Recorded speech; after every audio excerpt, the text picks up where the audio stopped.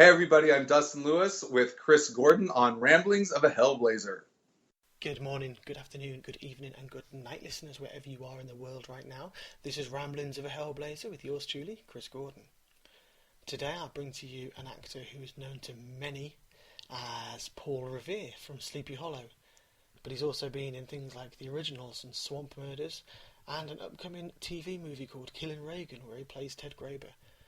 Ladies and gentlemen, I am proud to bring to you Mr. Dustin Lewis. Good evening, Dustin. Thank you for coming on to my show. Hey Chris, thanks for having me. I'm excited. I know, it's awesome. Finally get to bring you here after many weeks of negotiating schedules. And Yeah, right? No, I know. Excellent. So yeah, as we know, you are more well known at the moment for being Paul Revere in Sleepy Hollow. Au revoir. The regulars are coming. The regulars are coming. Yes. Oh yeah. So I'll just introduce you there. Got some basic questions, some general questions, not basic questions, and then we've got some questions which come in from people out in the universe of Twitter. Cool. So, first question is, when did you decide you wanted a career in acting? Well, gosh, I always say, it started very early. I fiddled around like before the age of 9, kind of playing sports and stuff like that with my dad, and enjoyed it, but I always say I didn't find my tribe, and then my community theater did a workshop for kids when I was 9, and it was a summer workshop. It was pretty cool. I started that.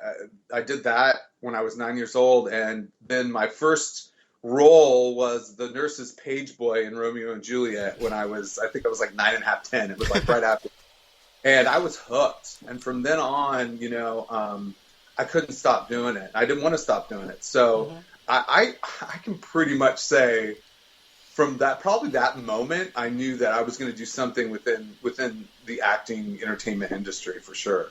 All right, excellent. I was going to ask if you'd done theatre work or to go straight into TV, but you have done theatre work even at a very young age.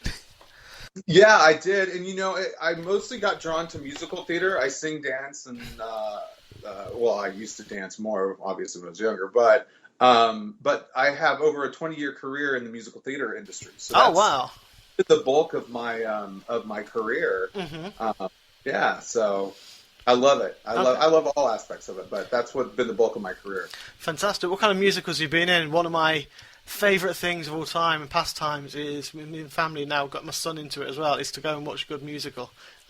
Oh yeah, it's amazing. I performed in Europe. I was in Germany for a couple years. I did Miss Saigon in Germany, and cool. then the original German cast of Joseph and the Miz and Technicolor Dreamcoat. Awesome.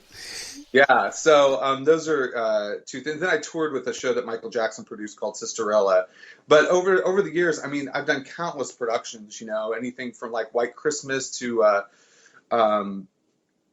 more contemporary stuff, LaCusa type stuff. So I've kind of run the gamut from the traditional stuff to the more contemporary stuff. Oh, no, that's fantastic. I find theatre, obviously I'm a huge TV and film fan, which is why you're here as well.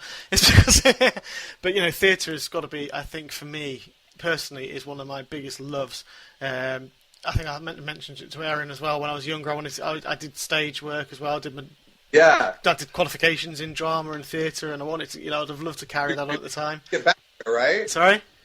Thinking about doing some more, if I remember right. I am, yeah. I'm in Robin Hood next year. A jailer, yeah, a jailer, so it's a talking role, so I'm looking forward to that. That's awesome. Yeah, I'd love to start that career. But I know I've been a pantomime dame and everything, and that's got to be my favourite time. But every time I go and see a musical now, it's why I think it's the atmosphere is, TV's great, film's great, because you get in the moment, but with the theatre, it's intimate. And with musicals, you just get so drawn in. I end up in tears most of the time, because you can picture yourself standing on that stage and being that character, and it's the intimacy of theatre. I think is just something so unique and special. Well, and I think too with theatre, and one of the big differences, it's a shared experience. You're not just. When you're seeing a movie, of course you're in a movie theater, or if you're at home, you're generally with somebody, but you don't have to be. Yeah. But if you're going to see theater, it's you can feel the energy from the crowd and the people around you. In the same way with us on stage, I mean, you get that, you feed off that energy, Yeah. and so it is very different, but they're both so cool. Yeah. It is, yeah, and you say you're on that journey and you feel that with the cast as well. Because like with the film, you have, yeah, you're right, you haven't got that relationship there and then. But in the theatre you do. Yeah, absolutely. I mean, because you'll never, there's some people on Sleepy Hollow that are in the cast that I never even met. Yeah. Especially with my character, because it's back, flashbacks mostly. So, yeah. So it's interesting not knowing kind of who you're really sharing the screen with, Well, yeah, I guess so. Yeah, and how have you found the journey into your acting and going along through the years? Gosh, you know what? It's crazy having done it for so long. I only went to college for a short amount of time and didn't like the program I was in for musical theater. So I quit that, and I actually never ended up getting a degree and started working when I was 18. My first job was I was a German folk dancer at Busch Gardens in Williamsburg, Virginia. Was my first professional job. Cool. Yeah, which is funny because, you think about some of the people a really notable person who happened to work at a different show at the park that summer was Taye Diggs, who's become huge, So it's fun, hearing all these stories about, like Taye, who's such a huge television star now, especially. I worked with him at Busch Gardens. That's how I know. Yeah. Your claim to fame for that one. It's really funny.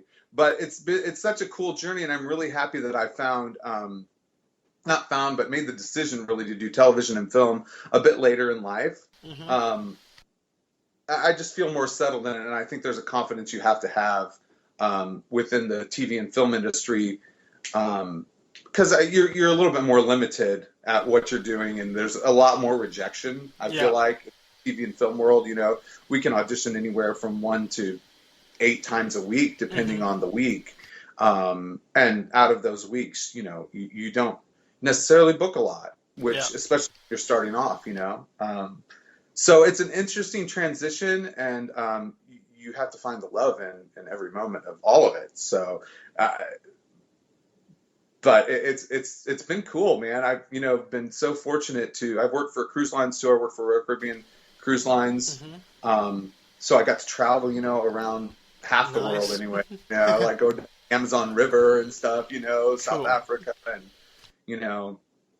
so to be able to do that when I was younger and kind of get all that out of the way, I guess, to an extent, and have that behind me and that experience, I think helps me now as an actor at my age and going into TV and film, which is much more personal. You bring much more of yourself to it.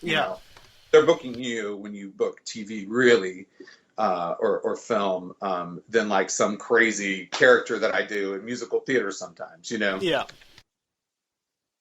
No, that's really cool. I mean, I know what you say there. I've spoken to quite a number of actors, and I've got friends who are actors as well, and there is.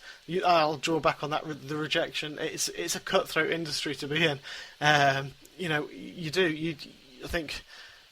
The reality is nowadays, I think for every role that you're going for, there's hundreds of other people probably going for the same thing. So, thousands in some, Yeah, and it's interesting, I don't know if you've heard this story before. I'm sure you have, like Mark Ruffalo, who's a great actor, and he's said this on a number of occasions that I keep track of all my auditions. I keep track of if I have callbacks. Sometimes with commercial work, I keep track of what I wore. So if I get a call back weeks later, I can wear the same thing. That happens a lot. And he did the same thing. And he said he did 600 auditions until he got, I believe it was until he got something more than just a couple lines, or an under 5 is what we call it. With 600 auditions.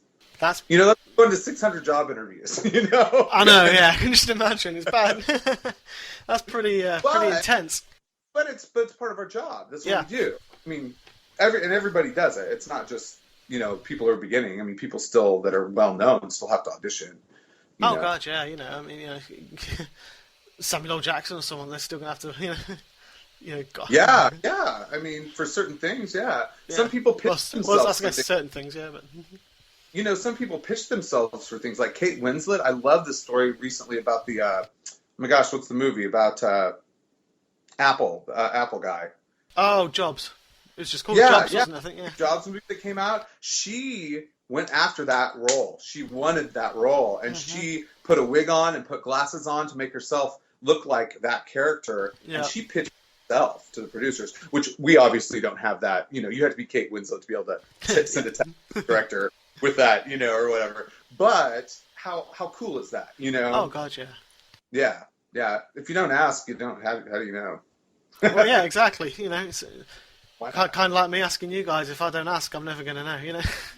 Yeah, right. And I love these opportunities too to connect with people who are interested in what we do. God, that's part of the reason we do it. I mean, we could all say that it's all about the art and it's about this and that, but if we don't affect people, then it goes out into the universe. And sometimes that's cool because you do it for yourself. But if we're not affecting, and I mean, we're storytellers, and if nobody's there to hear the story, then what fun is that? Oh God, yeah, exactly. You've got to get yourself out there, and I think that's another thing I found a lot speaking to you guys and yourself, especially. You're so very warm with the fans. I know you are very active, and you do have that ethos. That you interact with the people who are there, and that's from a fan's point of view, that's a really good thing and nice thing to see. Is that sort of interaction because you're right in some ways. It's you guys are doing it there. If you're doing it for yourselves, obviously you're doing it for your careers, but at the end, it's the fans who are there to watch. And I guess if there weren't fans watching, you wouldn't have jobs. Which is, it's true. Yeah. I don't want to sound so flippant about saying something like that, but Yeah, totally. And and that's the thing too. Is like, I mean, and I think what sometimes people forget too is like we're fans. Yeah. Like any of us on television, like I was a fan of Sleepy Hollow before I got on Sleepy Hollow. So the fact that I got on Sleepy Hollow, I was like, this is really cool. You know what I mean? Yeah. Like, and the fact that I got to perform with like especially Tom because he's brilliant. He's a brilliant actor and one of the nicest guys in the entire world. And to have a one-on-one scene with him for my second episode was great. It was great. And so and we're all fans of all these shows too, and sometimes fans of stuff that we're on. It's just, That's got to be so surreal. To be, I say because just be able to suddenly find yourself in something that you've always, you've loved and you've admired, and then suddenly you're there. You're right in the middle of it. In that world, and they're like making clothes for you, and you know what I mean? Like, okay, cool. This is great. And what was cool about my second episode of Sleepy Hollow is that I walked on set, and it's the first time you see that stuff, especially when you only have a couple episodes like that. But they built Paul Revere's whole. I walked in, it was the whole metalworking shop. His metalworking shop. There was a whole set. And it was it was kind of like my set. I was like, oh my God. And this is where this guy lives, which was really cool, you know? And think of that, like when I walked on the set, I hadn't gotten that far in my thought process for that episode. And I was like, oh, I know my lines, I know what I'm supposed to do. And then you walk in there, you're like, holy crap. This is like for real, Like this is Paul Revere's where he works, and lives. It's really cool. Anyway. No, it does sound great, and it's good to see the passion coming through as well. That and the excitement, that giddiness that you guys get, as you're going on to set as much as we do watching. So. Yeah, and it all happened so quickly, especially in television. You're like, after we shot, especially that one scene, I was like, wait a minute, it's over. Like we did it like in 4 hours. So it's just a whirlwind, and you kind of you savor those moments because they do go by so quickly, and it's not like a play or like live theater. You don't have the next night to do it, right? Even though it's on tape and it's going to be out there forever and ever. Yeah. That experience of doing it. Yeah, that moment is gone. It again. Yeah. So it's interesting. Yeah, I cherish every moment that I'm on set even more, I guess. Because it is literally a once in a lifetime situation. Well, yeah, exactly. It's that must be something spectacular. It really is. See, this is good. I was like, it's exactly what it is. Okay, excellent. Do you actually believe in the supernatural yourself? Yes, I do. I hate to think I'm anybody who would ever be somebody who knew anything about that. Hmm. But I have to say, I've had certain experiences and things like that. That definitely, there's something. Yeah. No. No, but for me to understand it, I mean, I'm not that person to understand it. Mm. But yeah, absolutely. I fully believe in light and energy and whether it be dark or I think there's just so many factors, and I think we bring that upon ourselves a lot too. I think there's the energy we have is part of what the supernatural is, Hmm. and Yeah. you know, um, yeah, I've had some crazy experiences before. Yeah, I worked at a place in Illinois. It was this old in Peoria. It was a theater that was converted from a old carriage house Hmm. in Peoria, Illinois, in central Illinois, south of Chicago. And I was there. I was sales and marketing manager, and yeah, they would have weird stuff happen all the time. And I'd be there late at night with all the lights off and literally hear things and see things. And yeah, Awesome. but then you go, oh, I don't know, maybe it was just my imagination. I know what you mean. You hear all the things. I've got to say that I've had one major one, which is never. There's a couple. Was the one my dad died, but I won't go into that one because that's a bit touching. Yeah. But yeah, the other one was I was in Normandy for the 60th anniversary of D-Day, Hmm. and that was powerful anyway. But we stayed in a campsite, which is where the Battle of the Bocage took place, and there were so many things happening. We were in a campsite of 100 odd people. There's one time I was walking down a country lane and you had the hedgerows. They must have been 10 feet high, no way to get through them. And there was a slight bend in the road. It was only a country lane. My friend was about 30 yards in front. He went round the bend. Not literally. Well, it was literally round the bend. He went round the bend. I followed round. He disappeared, but it was a straight road. He couldn't have got through the hedges. So I was like, right, okay. So I went down for about half a mile. Couldn't find him. So I came back to the campsite, found him walking back. And I said I'd actually had a feeling that there was the voices and there was an essence saying, "You're not safe, lads. Get your heads out. You know, you're not safe here. We'll get you to safety. Come on, go." And he came back and said he felt exactly the same thing. He'd Oh, walked back the way he'd come, so we'd crossed each other I didn't see. in a lane which is literally 6 feet apart. We'd crossed each other, and God knows if we were in different period of time or whatever. There was something there that we actually walked past each other coming back, and the lane was 6 feet wide. It was no more than that. And then there's another time in the evening. There's loads of us, and we heard in a little woodland. There was the sound of "Macht fertig" and which is "make ready" in German, and the sound of a machine gun being Hmm. cocked. So we all ran over there. There's about 20 of us. We were all like, "Ooh!"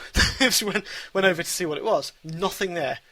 It's about 10 o'clock at night. So the next day we went back and had a felled around. Actually uncovered a 6 foot German slit trench, machine gun trench. Found the porcelain and the empty shell casings in the bottom. Crazy. It was got goosebumps now just talking. So Yeah. that's really made. I just wanted to ask you about supernatural because that's kind of an experience that made me. I'll never forget. That's 10 years ago or so now. Yeah, and that's all so crazy. And I remember too, I mean, not to bring it all down, but Hmm. when I lived in Germany, we went to Dachau. Yeah. Uh, and just the fact that literally when you walk through the gates of that place and you enter into that, the temperature drops. I think they said 15 to 20 degrees. You can feel Hmm. it. Yeah. And I mean, that's just not because. No, so yeah. I don't know. I kind of wish I would have had more experiences with it, but I haven't really pushed it that much. No, that's fair enough. I've actually been to Dachau as well. I went there when I was a kid. But yeah, I know exactly what you mean. It's a sobering place. It is, and you can feel it. You can You feel it. can. There's definitely a whole aura about it. It's Yeah, unbelievable. Send chills down, yeah, right. Exactly. Excellent. If you could choose your next show to be on, what would it be? Gosh, we're obsessed with The Walking Dead. Um, of course, Hmm. I think and I actually was a zombie in the first episode of The Oh, Walking. cool. But I would love to do something on that. But right now, and I've actually auditioned for the show that just came out, is Stranger Things. Have you caught any of it yet on No, not Netflix? yet. No. Do it. Right. It's an homage to all of the 80s like movies like E.T. and Star Wars and all these like great 70s 80s shows. Mm-hmm. It's great. Poltergeist and things like that. Oh, It's awesome. like, yeah, it's freaking awesome. And I have a few friends that are in that right now, but yeah, I want to get on that, and I bet they get a second season, so I'm gunning for that. I'll have to look for that. Yeah, well, Yeah, Stranger Things. Yeah, I'll go on to Netflix after. It. So good. Excellent. I'll have to check first though, because I know in the UK we get a different Netflix to you guys. Oh yeah. Look it up online though. And the poster's really cool. It almost looks like a Star Wars poster. All right, and then cool. It bleeds everything else into it. It's really cool. It's really cool. I know exactly what I'm doing as soon as this is over. Oh, you'll think Get it's on my really, Netflix. if you're fans of those kind of movies from that era. Oh man, it's they've really done a great job with it. Great job with it. Excellent. I shall be definitely look into that because it just sounds right up my street. You'll love it. Cool. Do you have any other interests beyond acting that you do? Yeah, isn't that funny when you ask an actor that? Sometimes I've been so enveloped in it since I've started TV and film. I love to coach. I've started coaching and taping people. Yep. It's still within the thing, but I do love to coach. And it just excites me when another actor books something that I've been able to help them on, which has happened in the past few weeks, especially. Excellent. So I like teaching and education, and I did work for a company out of New York called Camp Broadway, which actually does theater education, and I taught for them as well. So education would be my other side of it, I guess. But I do like to choreograph too. I do that. I was a dancer when I first started my career. Yeah. And I'm actually going to be choreographing a short film coming up starring Shuler Hensley, who won a Tony for Oklahoma. So it's a really great short film called Tradition, the film, and it's kind of a take on a modern take on oh my gosh, why did I just blank? Tradition. Hello. What's the musical? Fiddler on the Roof. Oh yeah. Oh right. Okay. Yeah. Sorry. Yeah. That's just I blanked then as well, don't I? I know. I was like, what am I talking about?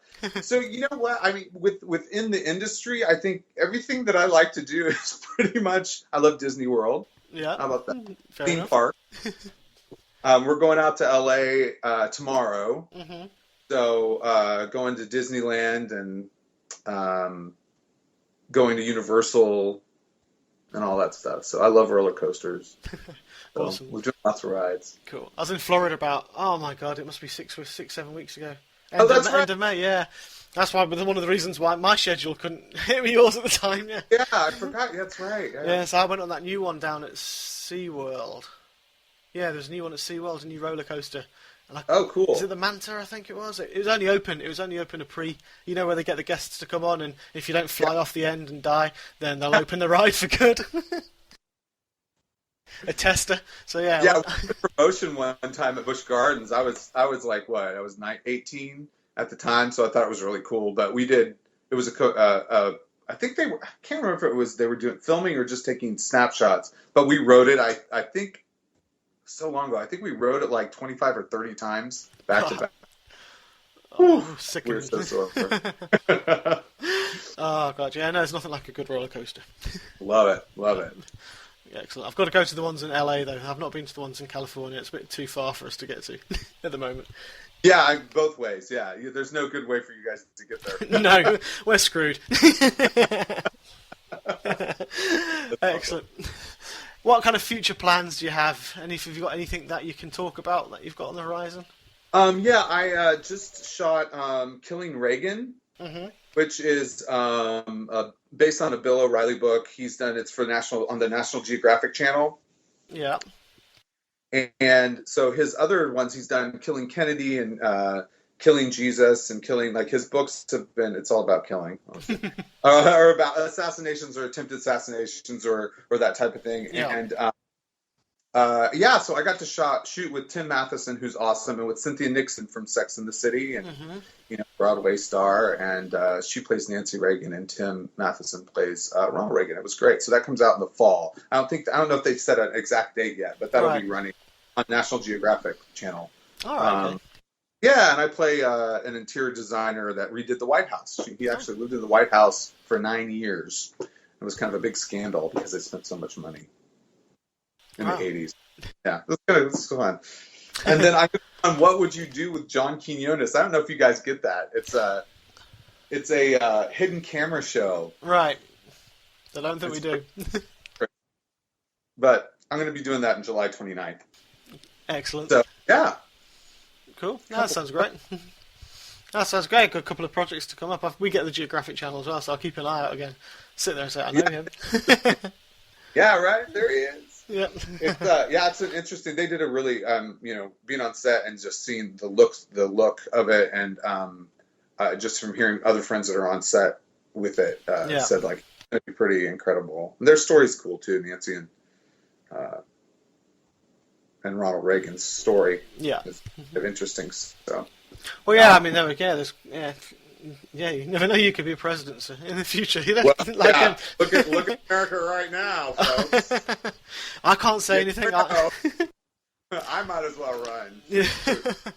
A couple of weeks ago, I could have joked about it, but look at Britain right now. Oh yeah, right. Oh right, no joke. Yeah, see? That's true. It's going kind of the same way at the moment. Yeah, that's crazy. I didn't think about it. That's right. Man. So yeah, the smugness that I could have felt about 3 or 4 weeks ago in saying, look what the America's doing. It's like, oh my God, they've done it here. Yeah, we're both on that interesting path right now. Oh yeah. Well, at least yours after he sort of won the vote, the day after was playing cricket. He went off and played cricket. That's how focused he was on that one. Yeah, I'll tell you. I don't know. What it's like to be a politician, eh? Yeah, right? Yeah, exactly. Well, I won't say any more because we'll get done for life. We don't want to talk about it too much. We might get... Exactly, yeah, we'll get... bugged. Yeah. We're crackling on the line already, you know? Yeah, right? Seriously. Oh, excellent. I've got a couple of questions from some people here. Mark Allen Campbell. He's asked, how did you come across the Meisner technique, and how has it impacted your career? Wait, Mark Campbell? Yeah, Mark Campbell.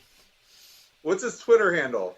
Oh, I don't know. I've only got his full name here. I can get it. Hang on, bear with me a second. Because if it's the same Mark Campbell, he's the guy who plays George Washington. Oh, right, okay. It's just his Twitter handle. Oh, my phone's died.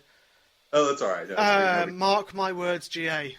Oh, no, it's a different Mark Campbell. Well, Mark Campbell, you have the same name as George Washington on Sleepy Hollow. So for Meisner, for me, and Aaron Burns, who you had on before, studied Meisner for 2 years with Maggie Flanagan, who's a third-generation Meisner teacher. Yeah. And for folks who don't know, Sanford Meisner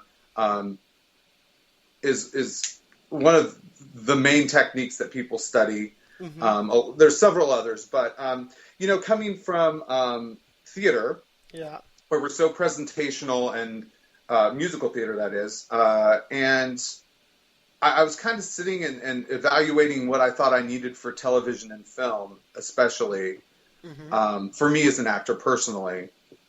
And I read a couple books, and as soon as I started reading Sanford Meisner's book, it connected with me because of what it does. It strips away everything and just makes you listen to the other person and react. It's simple as that. And that's what I needed. Coming from a world where, it is very presentational, and you are, you're listening, of course, but it's very choreographed, even scenes, especially in comedy, for stage. It's very choreographed.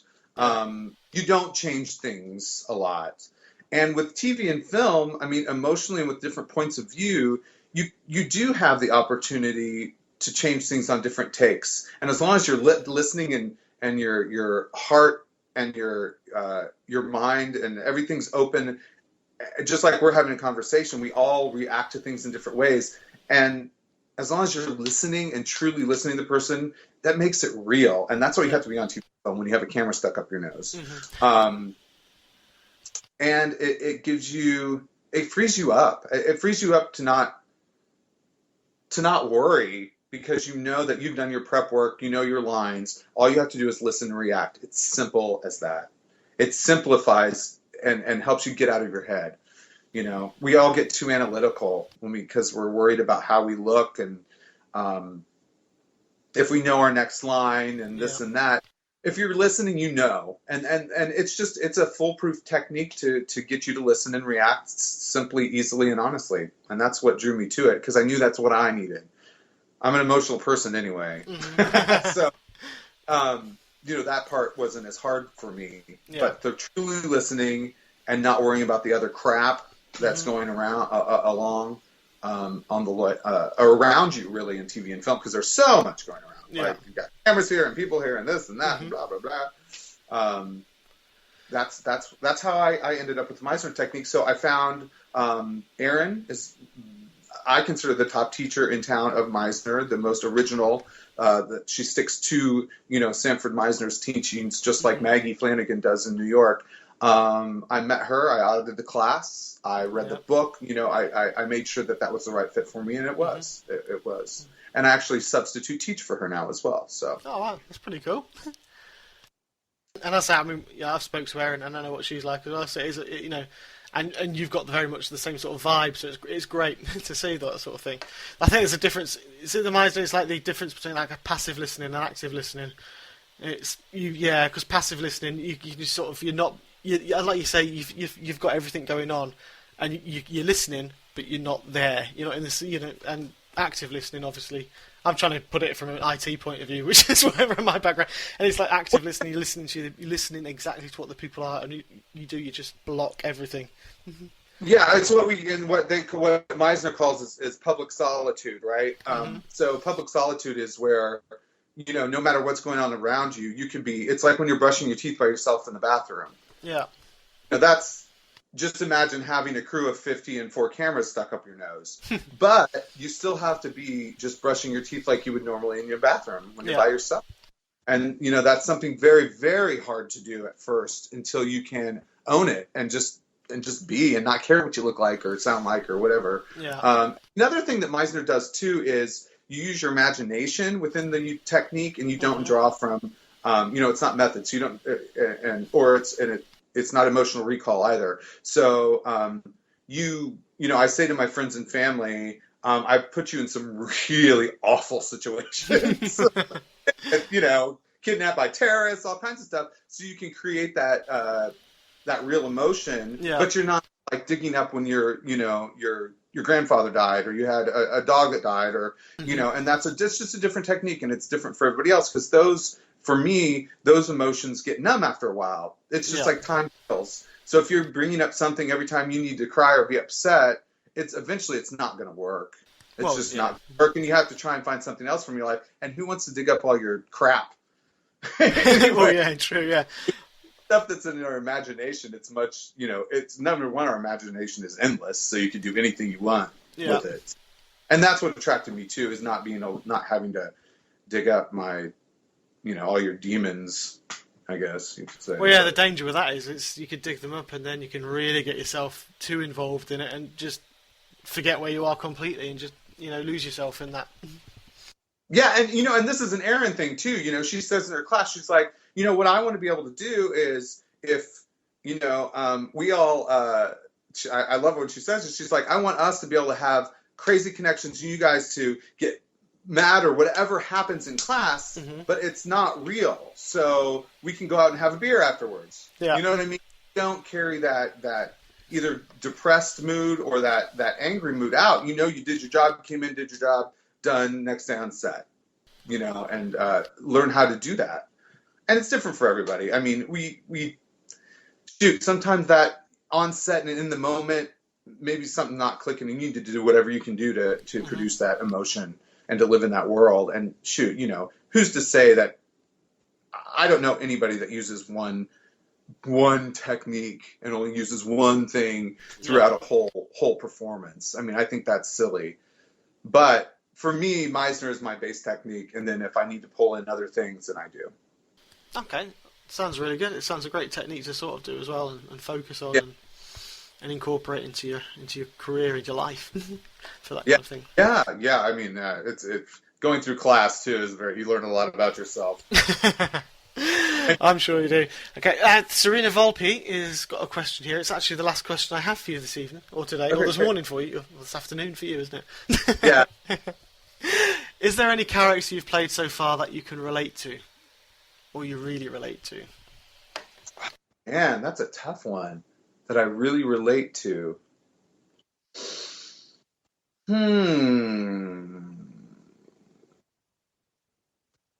I think, there's, I think when you play somebody who is, I played in John Michael LaCusa play. This was a musical, and oh my gosh, wouldn't you know my brain? I thought of the character, but I can't think of the musical. Mm-hmm. I played a priest who lost his faith, and his journey. It was this young priest, and he just wanted to make people believe again, but he actually was doing it in a negative context. And I feel like his journey, kind of, it's not exactly, but his journey I connected with just, I think, through my life of almost losing faith in myself and trying to find that again. Yeah. You kind of try with some characters, you go, okay, well, how does this, even though it's not my journey in the exact circumstance, how do you sew it together? Mm-hmm. And I think whether you're losing faith in God or you're losing faith in a friend or losing faith in society or whatever, and trying to find your way back, I think that's a good thing. And that's something I really connected with in that show. It was called See What I Want to See. Mm-hmm. It's a really cool show, and it's 3 basically small shows in one, but the last one, so it was really interesting. And I guess I just realized that in that question. So thank you for asking that question.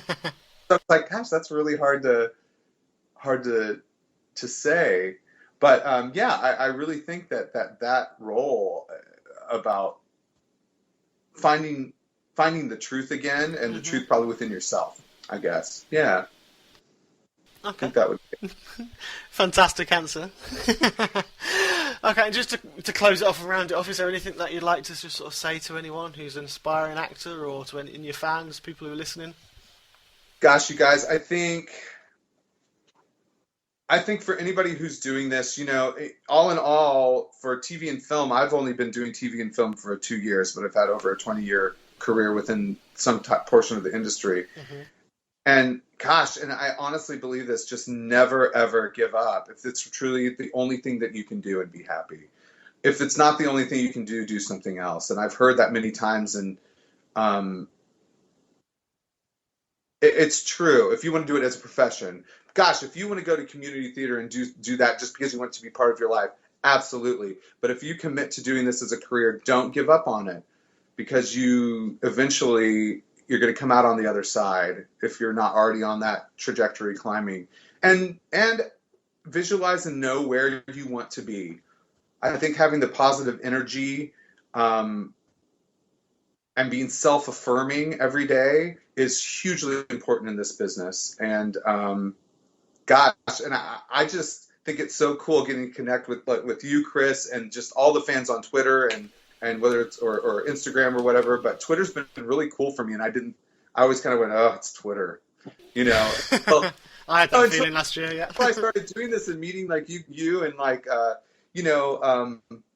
so tons of other people. I mean, there's tons of other people on there that I just say hi or chat to, and it makes us feel so good when we know that you appreciate the work that we do. So thank you. I mean, we wouldn't be here without you guys. So thank you once again, Dustin. That was absolutely fantastic. I really appreciate the time you've taken to talk to me today, and also to answer the questions of mine and the ones that were sent in. For those of you who sent questions in, thank you very much. It's much appreciated, your support is always welcome, and without you, this show wouldn't be. So thank you all very much.